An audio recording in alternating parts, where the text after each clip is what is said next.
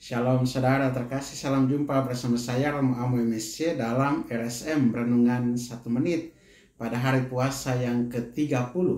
Semoga Anda tetap semangat dalam melaksanakan puasa, dalam berpantang, dalam berdoa dan juga beramal kasih atau bersedekah. Kita sudah melewati hari-hari yang panjang dalam retret 40 hari masa Prapaskah ini. Dan pada pekan ini kita dalam pekan sengsara. Kita akan merenungkan dengan lebih sungguh-sungguh tentang sengsara Yesus atau makna sengsara Yesus bagi kita sekalian. Dan pada hari ini dalam Injil Yohanes pasal 8 ayat 21 sampai 30 kita diajak untuk merenungkan tentang sengsara Yesus yang menebus dosa-dosa manusia ketika ia ditinggikan di atas bumi ini. Dan dalam percakapan dengan orang-orang Yahudi, orang-orang Farisi dan ahli-ahli Taurat, Yesus mengatakan hal yang penting bagi mereka tentang siapa dia dan bahwa dia menyatakan, "Akulah dia." Inilah tema kita pada kesempatan ini, akulah dia. Dan Yesus menyatakan dia bukan dari dunia ini. Dia berasal dari atas, dari Bapa. Dan dia akan pergi ke tempat di mana mereka tidak akan pergi ke sana kalau mereka tidak percaya. Dan ketika Yesus menyatakan ini, dia katakan bahwa ketika anak manusia ditinggikan dari bumi, disitulah baru kamu mengenal bahwa akulah dia. Dan apabila kamu percaya bahwa akulah dia, di sana kamu akan diselamatkan. Ini mengingatkan kita juga akan peristiwa ular tedung di padang gurun ketika bangsa Israel memberontak terhadap Allah dan Allah mengirim ular-ular tedung kepada mereka dan mematok mereka. Tetapi kepada Musa ia meminta supaya membuat ular dari perunggu dan meletakkannya atau mengangkat ular dari perunggu itu ke atas tiang, dan siapa yang memandang kepada ular itu dia akan hidup.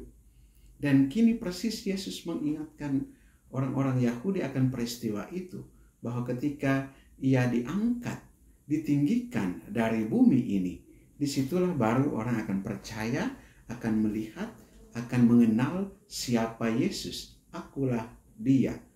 Itulah peristiwa yang merujuk pada peristiwa salibnya. Ketika dia disalibkan, disitulah baru orang mulai percaya. Ketika orang melihat peristiwa salib Yesus, bahkan tentara-tentara Romawi pun percaya, sungguh dia ini anak Allah.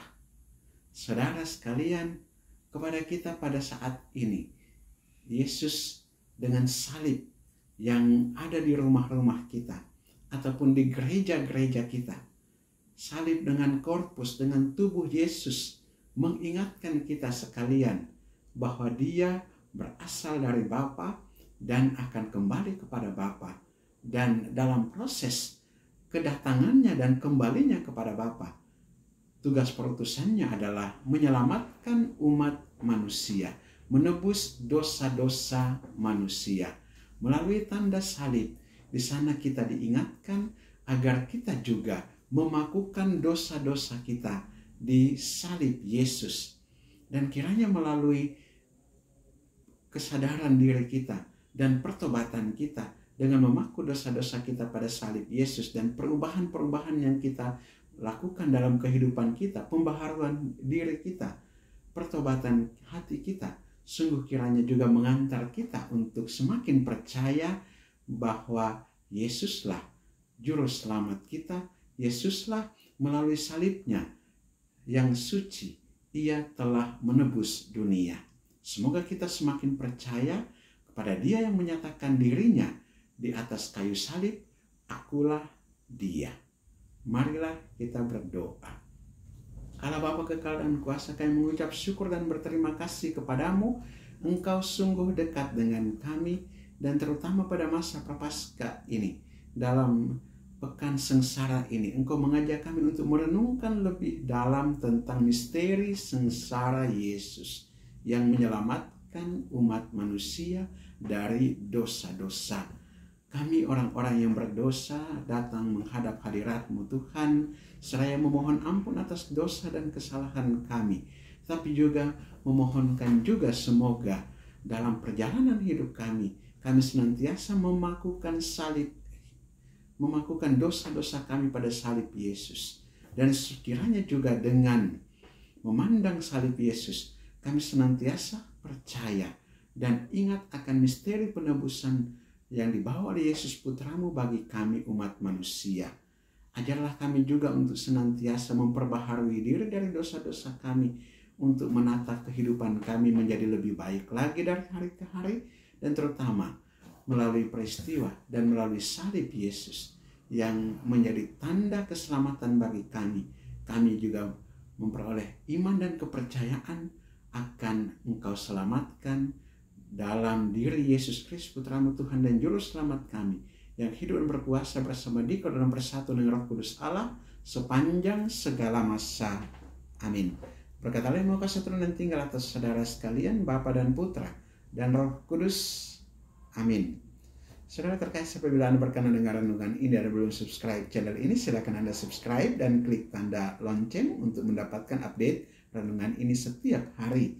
Dan bagi saudara-saudara yang hendak memasukkan wujud-wujud doanya, silakan memasukkan wujud-wujud doa di kolom komentar. Saya bantu dalam doa-doa saya. Dan bagi saudara-saudara yang juga hendak memberikan catatan, komentar, masukan, silakan juga dituliskan pada kolom komentar channel ini.